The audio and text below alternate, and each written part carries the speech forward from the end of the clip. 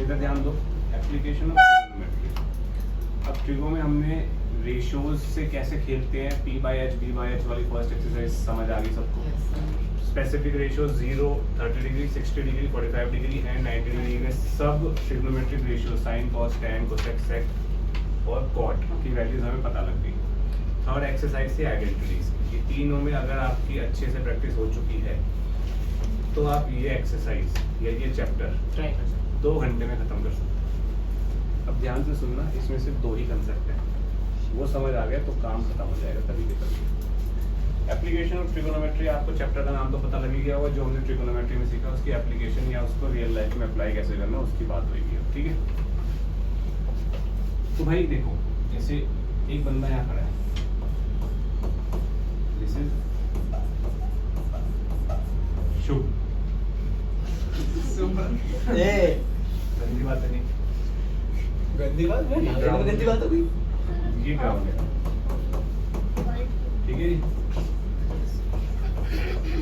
Drawing की class चल रही है, फालतू बातें करनी होंगी। यहाँ पे भी एक बंदा बैठा है, अरे बाप रे, ये स्पर्श है, पीला की ये शुभ रख गया, बिल्डिंग इसको पीलिया हो गया है। चुपचाप इधर देख, मजाक में मत लिया करो। अब शुभ्रा की आंखें और स्पर्श की आंखों में कॉन्टैक्ट हो, ठीक है। जैसे मैं अभी इसको देख रहा हूँ तो आई टू आई कॉन्टैक्ट हो रहा है, ठीक है। तो जब सबको पता है, जब इसकी आंख से इसकी आंख का कॉन्टैक्ट हुआ तो इसको बोलेंगे लाइन ऑफ साइट। क्या बोलेंगे? मतलब इंसान किसी चीज को देखता है, जैसे मैं इस पेन की टिप को देख रहा हूँ तो मेरी आंख से ये पेन की टिप लाइन ऑफ साइट बना रही है। कोई दिक्कत है? पक्का। अब शुभ्रनील नीचे बैठ, शुभ नीचे खड़ा है तो ये ऊपर देख रहा है स्पर्श की आंखों में। तो यहाँ पे अगर मैं एक हॉरिजॉन्टल लाइन बना दूं तो इसको ऊपर देखने के लिए अपने गर्दन को एलिब्रेट करना पड़ रहा है, उठाना पड़ रहा है। तो इस एंगल को बोलते हैं, इसको मैं थीटा नाम दे देता हूँ। यहाँ पे कुछ भी नाम दे सकते हैं, इसको मैं थीटा बोल देता हूँ। तो ये जो थीटा है इसको हम बोलेंगे एंगल ऑफ एलिवेशन। साइंस में भी है। इतना क्लियर है? ठीक है। अब स्पर्श शुभ्रनील को देख रहा है, दिखेगा ही नहीं। ठीक है। तो स्पर्श जो शुभ्रनील को देख रहा है, यहाँ पे भी मैंने एक हॉरिजॉन्टल लाइन ड्रॉ कर दी। तो जब स्पर्श शुभ्रनील को शुभ को देख रहा है तो गर्दन नीचे झुका रहा है। तो ये जो एंगल बनेगा इसको नाम मैं दे देता हूँ फाई, ठीक है। तो ये जो फाई है इसको बोलेंगे हम angle of depression, angle of depression. वो ये दोनों ही एंगल किसके रिस्पेक्ट में बनते हैं? विद रिस्पेक्ट टू स्पर्श एंड सुपरलाइन। क्या बोला? ये दोनों एंगल इक्वल होंगे या फिर दोनों एंगल किसके रिस्पेक्ट में बन रहे हैं?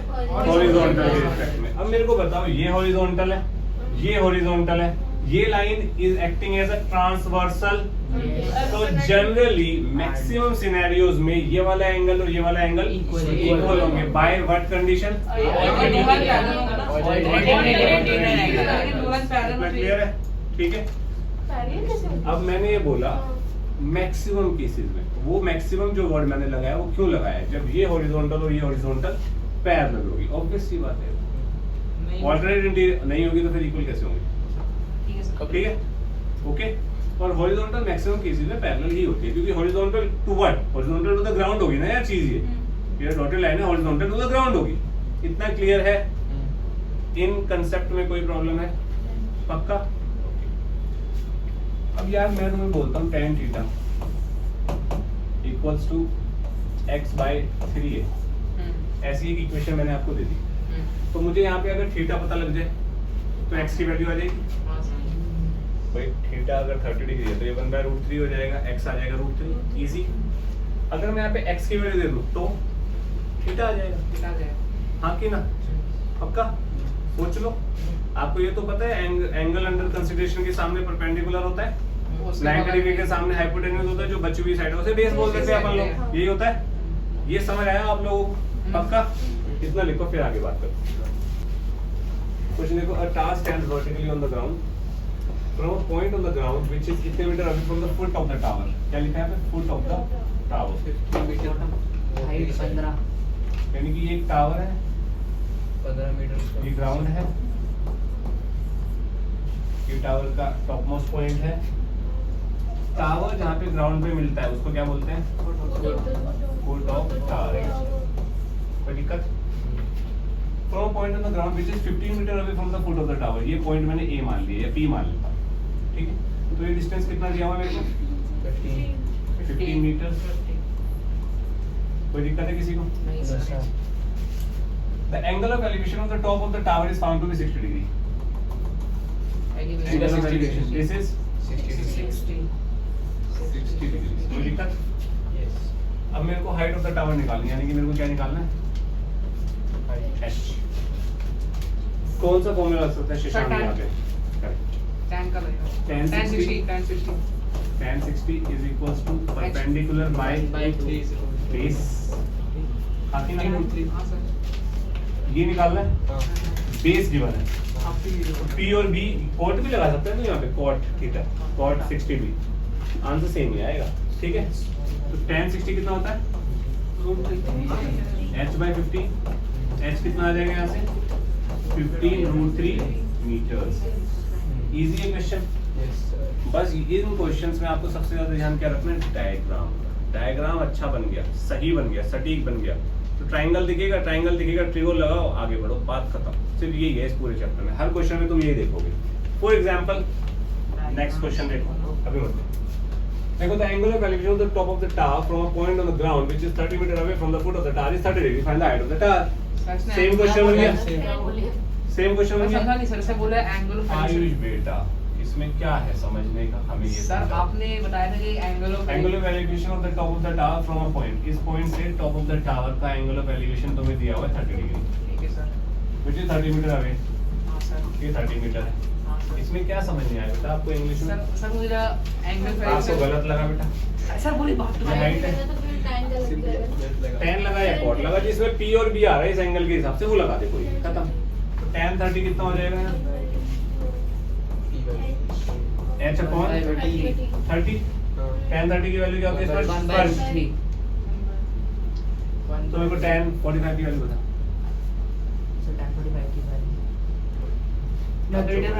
बस आप चुप हो जाओगे। जब पूछा नहीं जाता तब उछलते पड़ते हो, जब पूछ लो तब बोलती बंद हो जाती है। क्या है? √3 को डिनोमिनेटर में नहीं छोड़ना, काट देंगे तो क्या बनेगा? 10/√3 10/√3 किसने बोला था? मैंने जिसने नेक्स्ट क्वेश्चन देखो। देखो 100 रुपए बोलने का The shadow of a tower standing on a level ground is found to be 40 meter longer when the sun's altitude is 30 degree than when it is 60 degree. Find the height of the tower. क्या कह रहा है question, ये बताना जरा। ढंग से पढ़ो यार इसको। बेस 40 है सुनली बेटा, ढंग से पढ़ ले। The shadow of the tower standing on the level ground. Tower की शैडो की बात हो रही है, ये क्वेश्चन ढंग से समझना। Is found to be 40 meter longer when the sun's altitude is 30 degree. Angle of depression 30 मेरे हिसाब से ये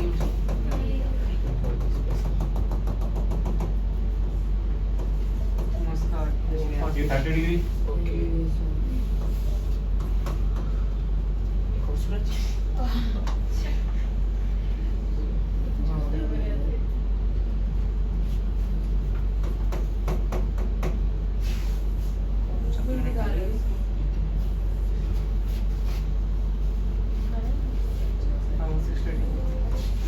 ये 30 डिग्री, ये 60 डिग्री। भाई पॉइंट जितना क्लोजर टू द टावर जाएगा उतना ही तो एंगल बढ़ता रहेगा, हाँ कि ना? तो मैंने पहले 30 यहाँ लिख दिया तो मेरे को 60 यहाँ बनाना पड़ता है, इसलिए मैंने फिर वही रेस किया। क्लियर? अब क्वेश्चन क्या कह रहा है मेरे को बताना। शेडो ऑफ द टावर, भाई यहाँ अगर सूरज है तो ये शेडो बनेगी इसकी यहाँ से यहाँ तक, ये 40 ये शेडो बनेगी। अगर सन यहाँ पे है तो शेडो ये बनेगी। कितना समझ आया आप लोगों को? अब एक बार क्वेश्चन दोबारा पढ़ो। The shadow of the tower standing on the level ground is found to be 40 meter longer. 40 meter longer कब है? When the sun's altitude is 30 degree. तो यानी कि ये अगर इसको मैं x मान लूं तो ये क्या है? 40 माइनस प्लस 40। आज बेटा तू हमेशा गलत बोलेगा ना, तो जिंदगी में ठाती हुई है ना ये बात। इंग्लिश की हिंदी कर, उसको मैथ्स में कन्वर्ट कर, इसमें क्या बड़ी चीज़ है बेटा। x माइनस 40 क्यों आएगा बच्चे?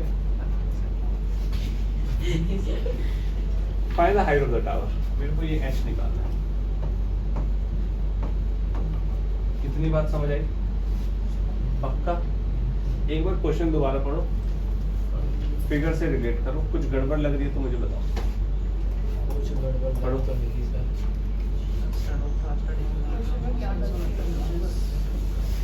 क्या निकालना है?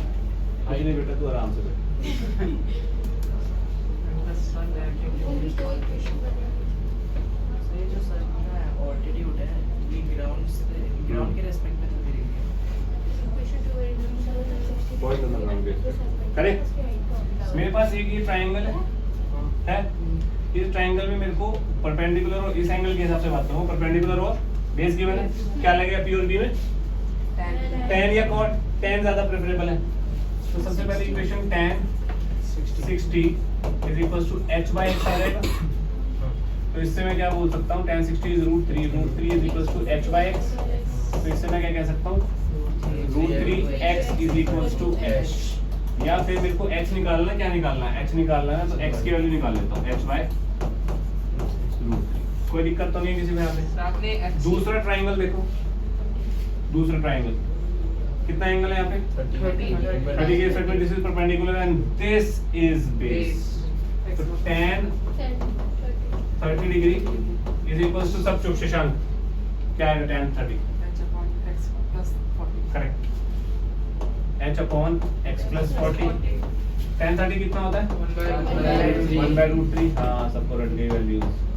x प्लस 40, x की वैल्यू यहाँ से क्या आएगी? यहाँ से आ रही है x plus 40 sir h by √3 minus 40 √3h ये बनेगा। x की वैल्यू जो h by √3 है उसको मैं यहाँ पे सब्स्टिट्यूट कर सकता हूँ। हाँ सर कर दो कोई दिक्कत तो नहीं है? सर ये क्या हो गया भाई? कुछ तो है, वाह क्या आंसर है।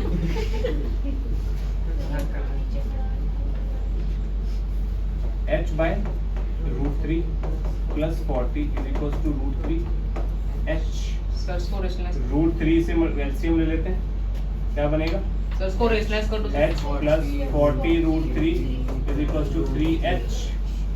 40 √3 is equals to 2h। h is equals to 20 by √3 20 20 meter. Meter में है ना यार काम। हाँ सर। बस बात समझ आई? क्लियर? हाँ सर। अब देखो, इंग्लिश को हिंदी करनी है, उसको डायग्राम में कन्वर्ट करना है। बात कर रहा हूँ, अब ध्यान से सुनना। The angle of depression of the top and bottom of 8 meter top building. ये 8 मीटर बड़ी बिल्डिंग है। इस बिल्डिंग पे एंगल ऑफ डिप्रेशन टॉप का और बॉटम का बताया हुआ है। किससे बताया हुआ है? एक मल्टी स्टोरी बिल्डिंग से। तो ये बोल रहा है angle of depression of top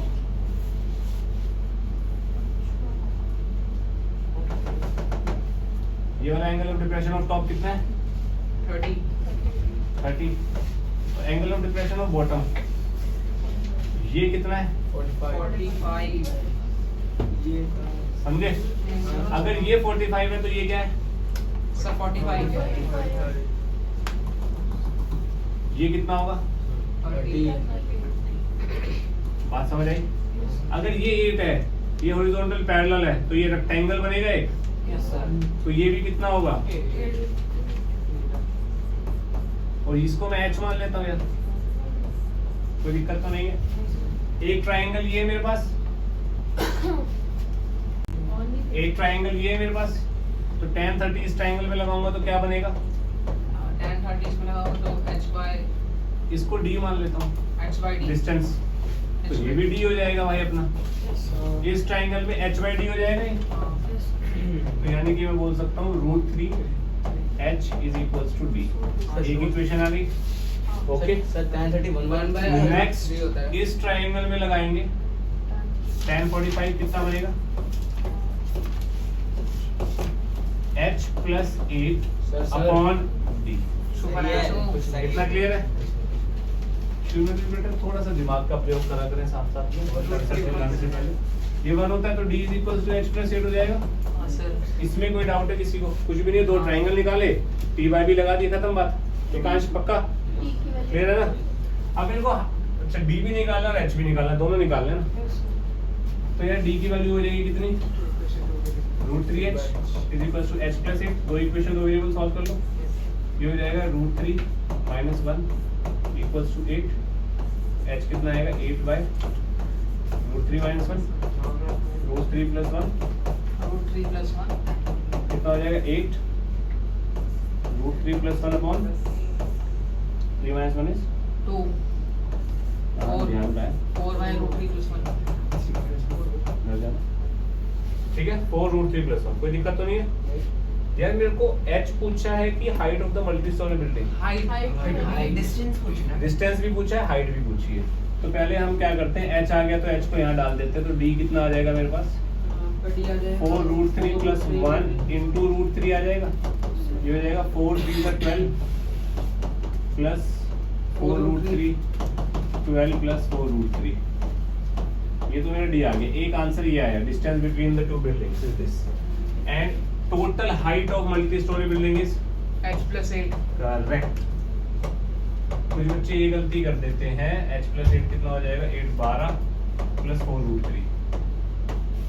ठीक है जी, कोई दिक्कत? कुछ बच्चे ये गलती कर देते हैं, h मान लेंगे यहाँ पे और h निकाल के आ जाएंगे, कहेंगे हमारा तो क्वेश्चन सही है। सर ये H plus कंस्ट्रक्शन 8 हमें is the- पहले करनी पड़ेगी जब लेके सॉल्व बेटा इसके बिना आप सॉल्व करके दिखा दो, 1000 रुपए इनाम है। कर ही नहीं पाओगे ना जब तक दिखेगा नहीं थीटा क्या है, परपेंडिकुलर बेस क्या है। नहीं सर आपने ये बनाया डॉटेड लाइन को, ये कैसे पता करेंगे? ये हाँ ये नहीं, वो नीचे ये? हाँ अबे ये 8 है तो ये भी तो 8 होगा। मैं उसकी बात ही नहीं कर रहा। होगा। हाँ ये तो पता है। ये d है तो ये भी d होगा। हाँ ये पता, लेकिन आपने वो डॉटेड लाइन क्यों बनाई?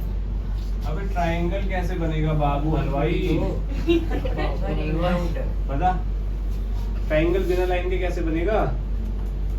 ट्रिगो तो ट्रायंगल में ही लगेगा ना भाई। जहाँ पक्का? ट्रायंगल बन रहा है वहाँ बना दे। ऐसा भी नहीं है, जहाँ जरूरत है वहाँ बना दे।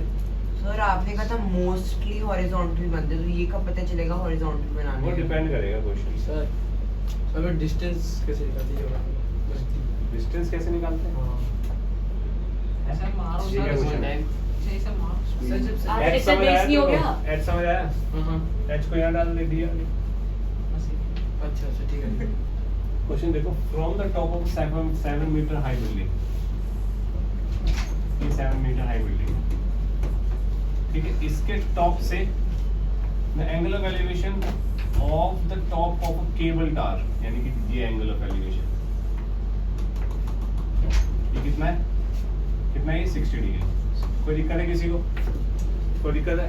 And the angle of depression of its foot, मतलब यहाँ से उसके फुट का एंगल ऑफ डिप्रेशन कितना है?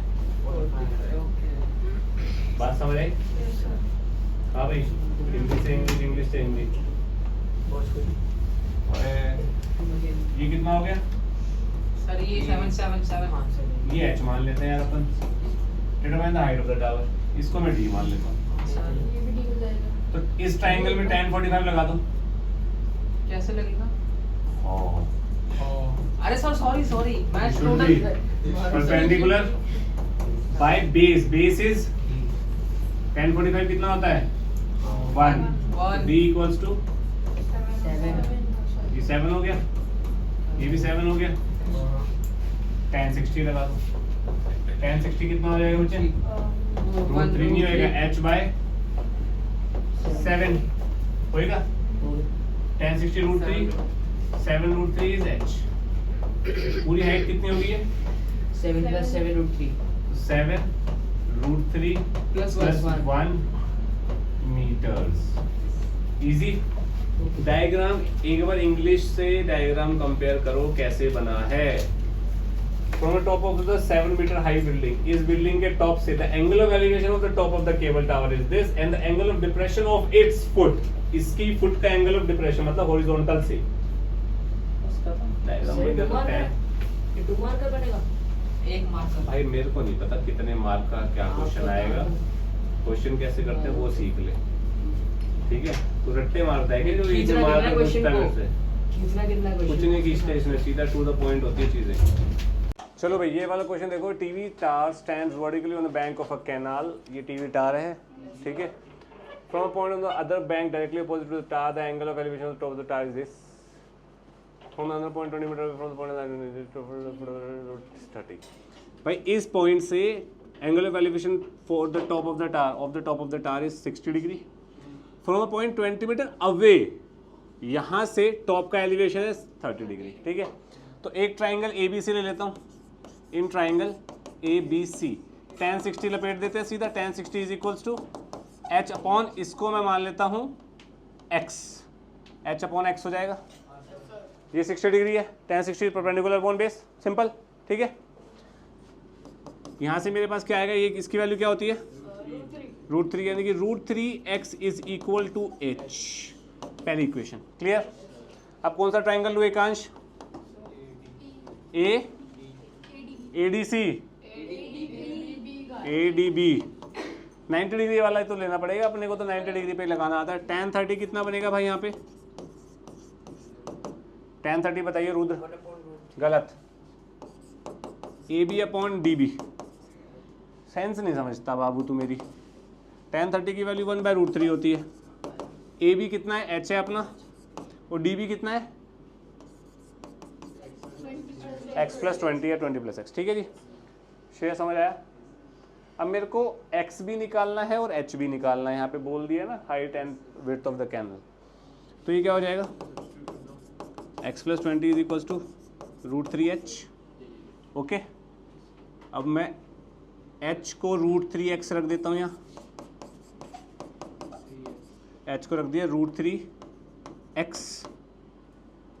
तो 20 इज इक्वल्स टू, ये कितना हो जाएगा 3x में से x गया इज, x कितना आ गया 10 मीटर में है क्या सब कुछ, मीटर, इस x को यहाँ डालेंगे तो h कितना आएगा, √3 की वैल्यू तो नहीं डालने को बोली हुई, ठीक है भाई। अब लास्ट में ना ये आ गया हमारा आंसर, टीचर को दिख जाएगा भाई तुम निकाल चुके, लेकिन लास्ट में आपको लिखना है width of the canal is 10 meters and the height of the TV tower is 10√3 meters. That's the final answer. Clear है? Yes ma'am.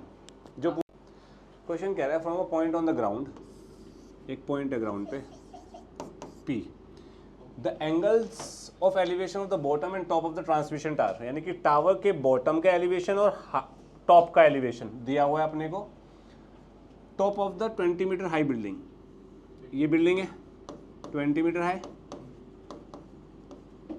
ठीक है जी, इसके ऊपर मेरा टावर है, ये top of the tower, this is the foot of the tower. इसका angle of elevation दिया हुआ है, एक ये दिया हुआ है और एक ये दिया हुआ है, ये कितना दिया हुआ है 45, ये कितना दिया हुआ है, तो ये 15 हो जाएगा, बिल्कुल सही, ठीक है, ये 15 हो जाएगा अपना, और 45 + 15 16। मेरे को h height of the tower निकाली, मेरे को h निकालना है, मेरे को h + 20 नहीं निकालना, ये ध्यान रखना, क्लियर है। मैं इसको क्या मान लूँ x, इस ट्राइंगल में tan 45 लगाऊं, आप यहाँ पे ना नामकरण करेंगे ABCD, in triangle ABC tan 45 degrees कितना हो जाएगा 20 अपॉन परपेंडिकुलर अपॉन बेस, ये 45, tan 45 की वैल्यू आ रुद्र करेक्ट, तो x कितना आ गया, पर मेरे को x नहीं निकालना, मेरे को तो h निकालना है, tan 60 लगा देता हूँ, इस ट्राइंगल में सब चुप रहेंगे, आहान tan 60 कितना होगा बेटा यहाँ पे, गलत, तू भी साइंस नहीं समझता, अबे वैल्यू तो पता है, वैल्यू किसके बराबर होगा ये, चुप सर इसमें वो सर साइड्स नहीं लिखी ना हमने, कैसे बताऊं, सीधा आंसर मतलब वो उसमें ओए गलत, 20 + h upon x perpendicular upon base, हाँ ये ट्राइंगल ले रहा हूँ ना बेटा मैं, परपेंडिकुलर ये हो जाएगा, बेस ये हो जाएगा, उससे दूर बैठ बेटा, असर होना शुरू हो गया तेरे ऊपर, दूर बैठ उससे, x 20 है, 20 इधर जाएगा तो 20√3, क्योंकि tan 60 की वैल्यू √3 मैंने यहाँ रख दी, 20 को इधर भेज दिया, इक्वल्स टू 20 + h, तो तो h की वैल्यू क्या आ गई 20 √3 माइनस, क्लियर है? ओके, √3 की वैल्यू क्या होती है वैसे, किसी को नहीं पता? 1.6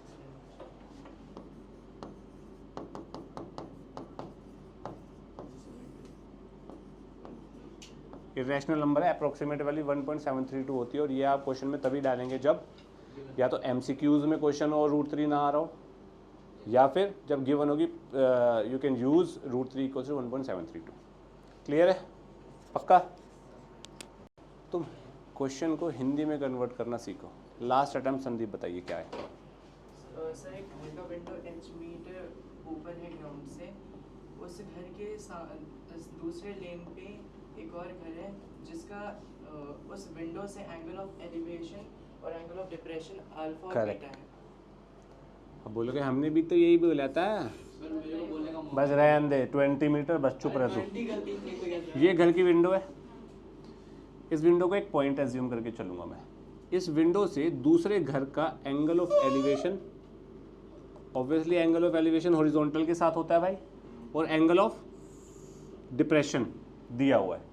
ये घर लेन के दूसरी तरफ है, बस इतनी सी बात थी। पता नहीं तुम लोग क्या समझते हो यार। एंगल ऑफ एलिवेशन कितना है भाई अपना? अल्फा है भाई, this is alpha and this is beta. मेरे को इसको मैं H1 बोल देता हूँ, इसको मैं H2 बोल देता हूँ। मेरे को निकालना क्या है? टू फाइंड H1 प्लस, ये क्वेश्चन है भाई, हाँ कि हाँ? गुड। अब इसको मैं बोल देता हूँ D, एक मिनट, इसी distance H, this is H, this is H। अगर ये H है तो ये भी, यानी कि H2 इज इक्वल्स टू, कोई दिक्कत तो नहीं है किसी को? एकांश, अब यार अपने को H मीटर, ठीक है, ये D मान लेता हूँ यार मैं अपना लेन का डिस्टेंस। मैं यहाँ पे ये बीटा है अगर, तो tan बीटा लगा दे, ये भी तो D हो जाएगा ना यहाँ से यहाँ तक, ये D है तो ये भी D है। मैं tan बीटा लगा रहा हूँ, tan बीटा कितना हो जाएगा? परपेंडिकुलर अपॉन ये 90 डिग्री है तो D। इतना समझ आया सबको? पक्का? H2 की वैल्यू क्या है? H ही है, तो tan बीटा कितना हो जाएगा? H upon D। कोई दिक्कत तो नहीं है? मैं यहाँ से D की वैल्यू निकाल लेता हूँ, D is equals to H by tan beta, और 1 अपॉन tan बीटा कितना होता है? Very bad, very bad. किसी को नहीं पता 1 upon tan beta cot beta होता है, ये पता होना चाहिए आप लोगों को। ये बेसिक्स ऑफ ट्रिग्नोमेट्री में हमने किया है। tan थीटा का रेसिप्रोकल कॉट थीटा, ठीक है? इसमें इस वाले ट्राइंगल में लगाऊं, रुद्र tan अल्फा क्या होगा बेटा?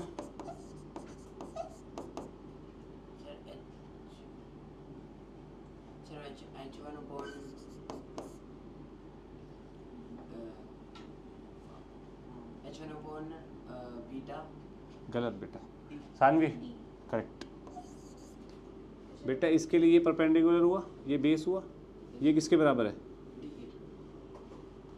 ठीक है, तो यहाँ से मैं बोल सकता हूँ H1 की वैल्यू कितनी आ जाएगी? D tan alpha. D को मैंने इधर भेज दिया, हाँ कि ना? कोई डाउट किसी को? पक्का? अब D की वैल्यू मैं यहाँ से रख दूँ, यहाँ पे D की वैल्यू मैं यहाँ रख दूंगा, तो H1 कितना आएगा? H cot beta tan alpha. हाँ कि हाँ? कोई प्रॉब्लम तो नहीं किसी को यहाँ तक? श्योर हो? मेरे को निकालना क्या है इस क्वेश्चन में? H1 plus H2। ठीक है जी, बस निकालते हैं, ख़त्म करते हैं। H1 कितना है? H1 है ये, this is H cot alpha tan, oh sorry cot beta है, cot beta tan alpha plus H2 कितना है? यहाँ से H कॉमन निकालो, cot beta tan alpha plus 1, HP हो गया। एप्लीकेशन ऑफ ट्रिग्नोमेट्री या हाइट एंड डिस्टेंस के क्वेश्चन को सॉल्व करने के लिए सबसे पहला स्टेप होता है डायग्राम। डायग्राम के बाद स्टेप होता है टैन या साइन या कॉस का ट्रिग्नोमेट्रिक रेशियो लगा दो। ठीक है, हमें जो चीज़ निकालनी है वो चीज़ निकालने पे ध्यान दो। मीनवाइल अगर कोई और वेरिएबल आ रहा है, फॉर एग्जांपल यहाँ पे मेरे को h1 प्लस h2 निकालना था और मेरे को ये ध्यान रखना है कि अल्फा बीटा और h की टर्म्स में निकालना है, और मेरे पास यहाँ पे एक d वेरिएबल एक्स्ट्रा आ रहा है, तो उस d को एलिमिनेट कर दो। h और बीटा के टर्म्स में d आ गया, यहाँ पे भी d आ रहा था, मैंने उसको यहाँ से एलिमिनेट कर दिया। क्लियर है?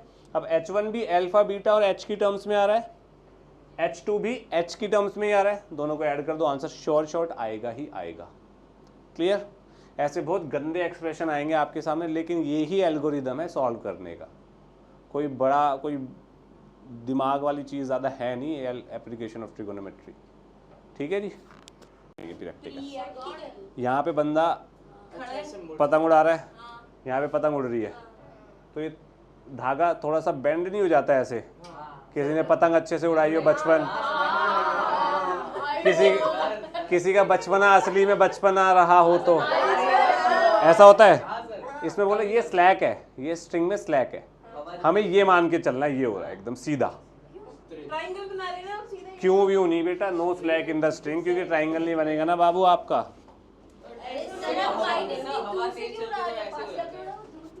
आप पास से उड़ा देना kite. The length of the string between a kite and a point on the ground. This is kite, this is point on the ground, is 93.5 meters. ठीक है? If the string makes an angle theta with the level ground, this is h, such that tan theta 15/8, height of the kite above the ground, we have to find h. Obviously मैं इसको x ले लूँगा यार, ठीक है? Okay, tan theta 15। अब कैसे कर सकते हैं इस क्वेश्चन को? बहुत इजी क्वेश्चन है, बस बहुत कैलकुलेटिव है। कैसे कर सकते हैं इसको? h by x equals 15/8। फिर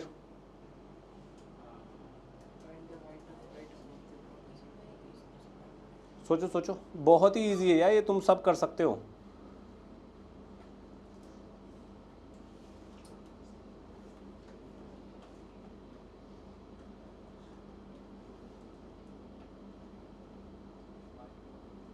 क्या आज बता दोगे क्या प्लीज? थोड़ा सा ही बताएगा। नहीं, थोड़ा सा रुकिए सर।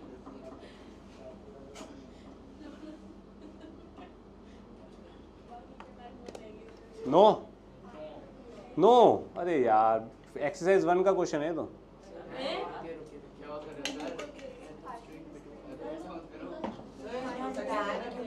जो लड़की आई नहीं थी उसने बता दिया। तुम सबको शर्मसार हो जाना चाहिए। लगा सकते हो, लगा तो उससे क्या करूं? दूसरी साइड आ जाएगी ना, मतलब एच आ जाएगा। जैसे एक सेकंड कर सकते हैं बिल्कुल। आहान इज ऑल्सो राइट। 2 तरीके हैं इसको करने के, एक आहान वाला तरीका है, एक श्रेया वाला तरीका है। पहले भी आहान वाला तरीका डिस्कस बाद में करेंगे, पहले श्रेया वाला करते हैं, ठीक है? आहान 2 मिनट बस। tan थीटा 15/8 है। जब भी रेशो दिया होता है, ये सिंपलेस्ट रेशो है, तो यानी कि मेरा जो परपेंडिकुलर है वो कितना हो जाएगा? करेक्ट। और मेरा x कितना हो जाएगा? तो 8k² plus 15k² is equal to 93.5 का होल स्क्वायर। यहाँ से k की वैल्यू आएगी भाई, सब कुछ k में ही तो यार, सारे न्यूमेरिकल वैल्यूज हैं। k की वैल्यू आएगी, मैं k की वैल्यू यहाँ डाल दूंगा, 15 × k इज द आंसर। खत्म, इजी, पक्का? ओके, अब k की वैल्यू निकाल तू, चल नीचे हो जाओ। दूसरा वे है, मेरे को h निकालना ना, इस थीटा के रिस्पेक्ट में मेरे को परपेंडिकुलर गिवन है, और क्या गिवन है? p और h किस में आता है? साइड में आता है भाई। साइन थीटा tan थीटा की टर्म्स में आ सकता है, या 1 मिनट रुको, साइन थीटा की वैल्यू कितनी आ जाएगी? साइन थीटा की वैल्यू कितनी आ जाएगी?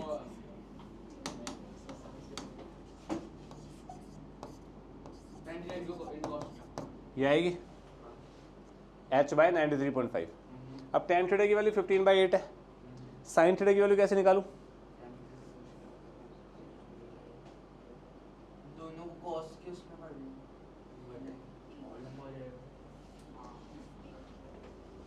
ये आहान वाला तरीका है जो आहान नहीं बता पा रहा। आहान बताइए, कुछ कर सकते हैं? सर कर सकते हैं, sin कैसे? को tan को sin के वे में कर लो। करो ना, करो है। नहीं नहीं नहीं, अब यहाँ से भी दो तरीके निकलते हैं, अब ध्यान से देखना।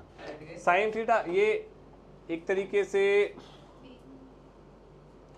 अब फिर से मैं इस पे आना नहीं चाह रहा, परपेंडिकुलर बाय बेस होता है ना, पर tan theta perpendicular by hypotenuse हो जाएगा साइन थीटा। साइन थीटा की जो वैल्यू आएगी वो आएगी 15/15। 225 प्लस 64 कितना होता है? 225, 15 का स्क्वायर 225 होता है ना, 289 का स्क्वायर रूट होता है 17। ये आएगी परपेंडिकुलर बाय हाइपोटेन्यूज कर दिया मैंने, ये इधर मल्टीप्लाई करो, h की वैल्यू आ गई डायरेक्टली। कोई दिक्कत? पक्का? नहीं समझा ना, तो मेरा बाबू है ना, तू समझेगा कैसे?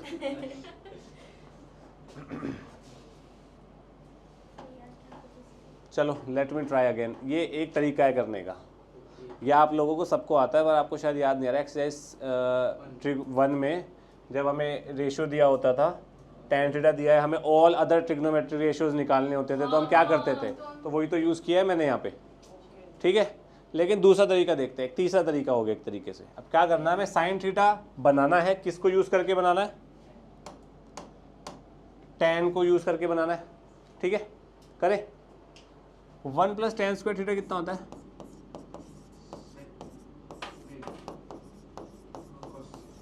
होता है। sec स्क्वायर थीटा कितना होता है? होता है। तो यहाँ से cos स्क्वायर थीटा कितना आ जाएगा?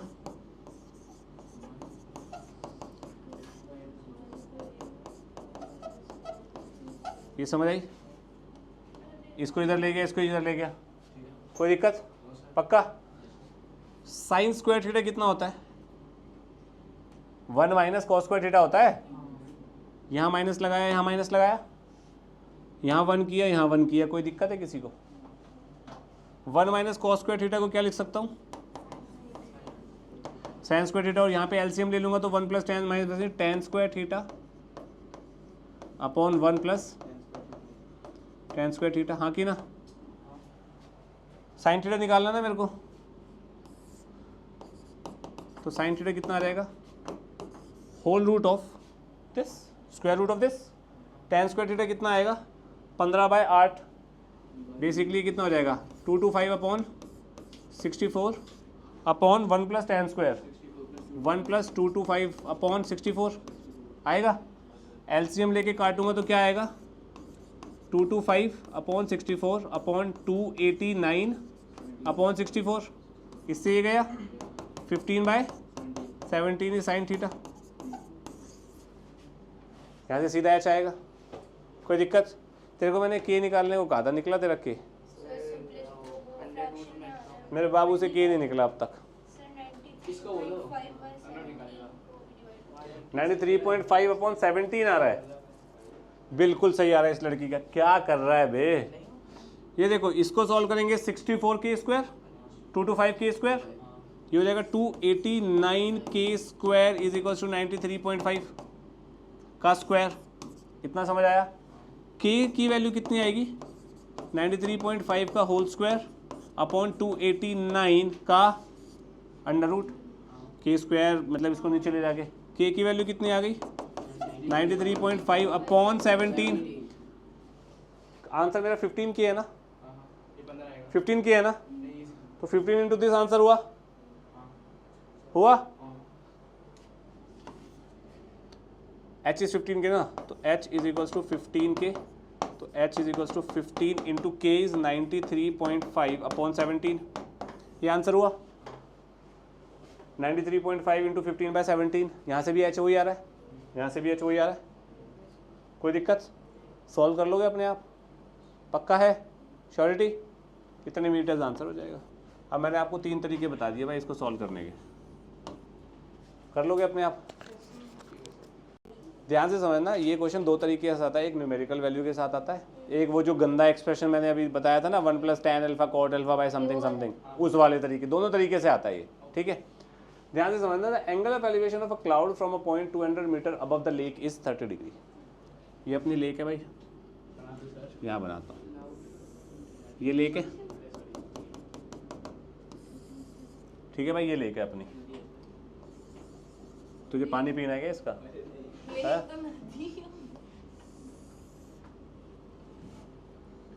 इस पॉइंट से ऊपर एक पॉइंट है जो 200 मीटर अबव है लेक से, यही बोल रहा है। The angle of elevation of a cloud from a point 200 meter above the lake. इस पॉइंट से एक क्लाउड का एंगल ऑफ एलिवेशन कितना है? 30 डिग्री। ये कितना हो गया? क्लियर है? And the angle of depression of the reflection of the cloud in the lake is 60 degree. इसी पॉइंट से angle of depression of the cloud, अगर क्लाउड यहाँ पे है, ये लेक है, लेक प्लेन मिरर की तरह एक्ट करेगी, तो जितना क्लाउड ऊपर है उतना ही क्लाउड नीचे आएगा।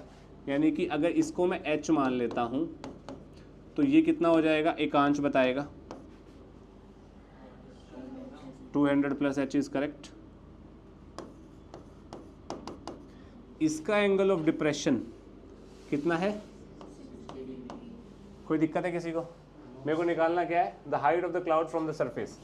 Height of the cloud from the surface is h + 200 meters. Clear है? सरफेस तो ये हुआ ना अपना, इससे क्लाउड कितना ऊपर है, ठीक है। अब तो बहुत इजी है यार ये क्वेश्चन। इसको x मान लो, tan 30 कितना हो जाएगा? रुद्र बताइए tan 30 कितना हो? tan 30 अरे यार उसकी कभी ये क्लास में झपकी ले रहा होता है, कभी ये कुछ भी बोल देता है, पता नहीं, समझ नहीं आ रहा है क्या बंदा है यार। क्लास में ध्यान रखेगा तो अंधे को भी दिखेगा ना, तो ये तो आंखें हैं दो दो, वो भी हाँ हाँ गर्दन हिला रहा है बस। ये बना 1/√3, √3h = x। चल बे बता, tan 60 बताता हूँ तेरे को अभी मैं, बता जल्दी। tan 60 ये वाला ट्रायंगल है ना? अब बता ढंग से, शांति से बताइए, पेन फेंक के मारूंगा आंखों के बीचों बीच इनको, गड्ढा हो जाएगा बहुत बड़ा। जल्दी बता, चुप यार, ये बहुत हंसरी है, अभी इसके ऊपर आऊँ तू हंसी हो। गलत, एकांश।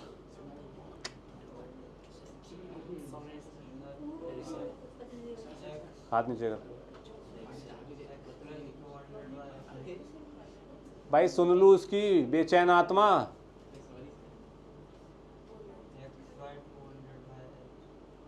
गलत, गलत, आहान h + 200/x, h + 400/x, correct, h + 400/x। भाई this is the perpendicular, this is the base. Rudra कुछ मत समझियो, झपकी ले ले बेटे। h + 400/x ये आ जाएगा बच्चे। मेरे को h में इंटरेस्ट है, x में इंटरेस्ट है? x में तो सबको ही होता है इंटरेस्ट, पर हमें h में है। √3x = h + 400 हो जाएगा। मेरे को h निकालना है तो x की वैल्यू यहाँ पे सब्स्टिट्यूट कर दूँ, ये वाली क्या बनेगा? ये √3h = h + 400, 3h तो 2h = 400, h = 200। तो मेरा फाइनल आंसर कितना आया? 400 मीटर्स। तो सबने बोला तो मेरे करें। पॉइंट बोलती हो। अब हो सके। ये एक पिलर है, ये एक पिलर है, ये डिस्टेंस d अपार्ट है, ठीक है। यही क्वेश्चन है। इस the 2 pillars of equal height है, तो मैं एक काम करता हूँ, इसकी हाइट को मैं h मान लेता हूँ। ओ वाओ, सेम ही है तो हो जाएगा ना। At a point between the pillars, एक point between the pillars the angle of elevation, तुम्हें इंग्लिश की हिंदी आती नहीं, बंगाली में क्वेश्चन आएगा नहीं, मुंह बंद कर ले थोड़ी देर, बीमारी को कंट्रोल करो। The angle of elevation of the tops are alpha and beta, मैं ये वाला पॉइंट मान लेता हूँ पी, इस पी पॉइंट से एंगल ऑफ एलिवेशन ये अल्फा है और ये बीटा है। सिर्फ आहान जवाब देगा और कोई जवाब नहीं देगा जब तक नाम नहीं बोलूँगा। आहान जी यस क्या करें? सर tan वो ले लो ना, tan बीटा tan बीटा कितना आएगा? h by इसको x मान लेता हूँ, हाँ h by x correct, h by x. तो यहाँ से x की वैल्यू कितनी हो गई? h by tan beta. ये समझ आया सबको? कोई बड़ी चीज़ तो नहीं है? हाँ नेक्स्ट, वो tan अल्फा tan अल्फा कितना आएगा? वो ऑपोजिट साइड को हम ज्ञान मत दे, आंसर बोल सीधा, सब चुप रहेंगे। सर वो कोई कुछ क्या है ये? ले लो, h क्यों है h ये? h अपॉन क्यों है ये h? क्योंकि इक्वल है ना, correct, h upon d minus x correct, ठीक है। यहाँ से d माइनस एक्स कितना आएगा? h upon tan alpha. कोई दिक्कत तो नहीं है किसी को यहाँ तक? ठीक है। अनुराग इज लाइक ये क्या हो रहा है दुनिया में? हाँ तो वहाँ देखना ज़रूरी है, देख ले, चौकीदार बनेगा तो ये ठीक है। d माइनस एक्स आ गया, x आ गया। मेरे को एक्सप्रेशन में किस किस की ज़रूरत है? d अल्फा बीटा और tan वैन का है जो भी चक्कर है, d अल्फा बीटा। और यहाँ पे एक चीज़ फालतू आ रही है x, तो x की वैल्यू यहाँ से यहाँ डालो, सब कुछ d अल्फा बीटा h में आ जाएगा, काम वहीं पे ख़त्म होना शुरू हो जाएगा अपना। देखो x को यहाँ डालूंगा तो d minus h upon tan beta is equal to h upon tan alpha. कोई दिक्कत? इसको इधर भेज दो d, अच्छा h नहीं आ रहा ना, ठीक है, तो h ही तो निकालना हमें। d is equal to h by tan alpha plus h by, ये स्टेप में किसी को दिक्कत? एलसीएम लो यहाँ पे, d is equals to tan beta plus tan alpha upon tan alpha tan, ये प्रोडक्ट है। कोई दिक्कत तो नहीं है? यहाँ पे से h बाहर निकाल लेता हूँ यार, कोई इशू तो नहीं किसी को? अभी डिनोमिनेटर इधर जाएगा, न्यूमरेटर बनेगा, न्यूमरेटर इधर जाएगा, बना दो d ten alpha tan beta upon ten ये मैंने 2 बार बीटा क्यों लिखा है, गलत हो गया यहाँ पे, यहाँ अल्फा आएगा, यहाँ अल्फा आएगा, tan alpha plus tan beta is equals to h। यही एक्सप्रेशन प्रूफ करना। देखो कोई बड़ी चीज़ नहीं है, सिंपल वही एल्गोरिदम यूज़ करिए भाई, रटी रटाई। ठीक है जी, पक्का? सोच लो।